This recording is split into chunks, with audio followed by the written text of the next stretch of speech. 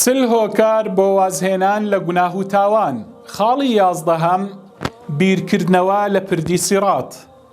خوشتی ئازیزم، برای ڕێزدار و خۆشەویستم، ئەی ئەو کەسەی کە دەتەوێت پشت لە گوناه و مەعسیەت بکەی، دەتەوێت ڕوو لە پەروەردگارت بکەی، هەر کاتێک هەر ساتێک شەیطان هات و دەستی گرتی ڕووی لە گوناه و مەعسیەت کردی، ئالەو سات و کاتەدا با لە یادت بێت، با لە خەیاڵ و فکرت بێت، هەمیشە بیر لە پردی سیڕات بکەوە. بەڵێ پردی سیڕات ئەو پردەی کە لەسەر پشتی جەهەنەمدا دەدرێت، لەسەر پشتی دۆزەخ خوای گەورە پەنامان داد. پردێک تیژتر لە شمشێر، باریکتر لە موو، پردێک دەبێ هەموومان بەسەریدا تێپەڕین. خوای گەورە دەفەرمێت: وَإِن مِّنكُمْ إِلَّا وَارِدُهَا كَانَ عَلَى رَبِّكَ حَتْمًا مَّقْضِيًّا. بێگومان دەبێ بەسەریدا تێپەڕین، هیچ مرۆڤێک نییە کە بەسەریدا ئەو ڕۆژە تێنەپەڕێتن. بەڵێ لەو ساتەدا تۆ پێیەکانت لەسەریدا دەنێی، دەتەوێتن تێبپەڕی بەسەر پردەکەدا. لەم بەرەوە بۆ ئەو بەر لە ژێرەوەت ئاگرە. بەڵێ دۆزەخێکی ئاگرێکی زۆر زۆر سووتێنەر، خوای گەورە پەنامان بدات. ئاگرێک کە ئێمە بە خەیاڵماندا نەهاتووە ئاگری ئاوا.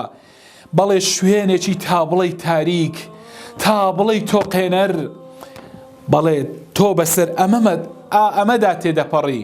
خەڵک وا هێواش لەسەر پردەکە دەکەونە خوارەوە، بۆ ناو ئەو ئاگرا هاوار دەکەن، دەگریێن، ناڵە و زاری دنیای کاس کردووە.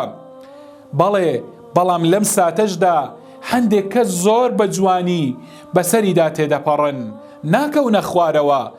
بۆ ئەوان شەقامێکی پان و پۆڕە. بەڵام بۆ چێ؟ بۆ ئەو کەسانەی کە چاودێری خوای پەروەردگار دەیانزانی خوای گەورە چاودێرە بەسەر سەریانەوە، ڕەچاوی لە هەموو کاروبارەکانیان ڕەچاوی خوایان دەکرد، مراقەبەی خواییان لەبەرچاو بوو، لە خوا دەترسان. بەڵێ لە کرداریاندا، لە گفتاریاندا، لە هەڵس و کەوت و مامەڵەیاندا دوور دەکەوتنەوە لە گوناه و تاوان. بۆیەش يثبت الله الذين آمنوا بالقول الثابت في الحياة الدنيا وفي الآخرة. بەڵێ بێگومان خوای پەروەردگار ئەوانە ڕاگیراو دەکات، ئەوانە ناخاتە خوارەوە لەسەر ئەو پردەش و بەڵێ لە ژیانی دنیا و لە قیامەتیشدا هەر سەرکەوتون ئەو کەسانە بەڵێ نالەخشێن و ناکەونە خوارەوە.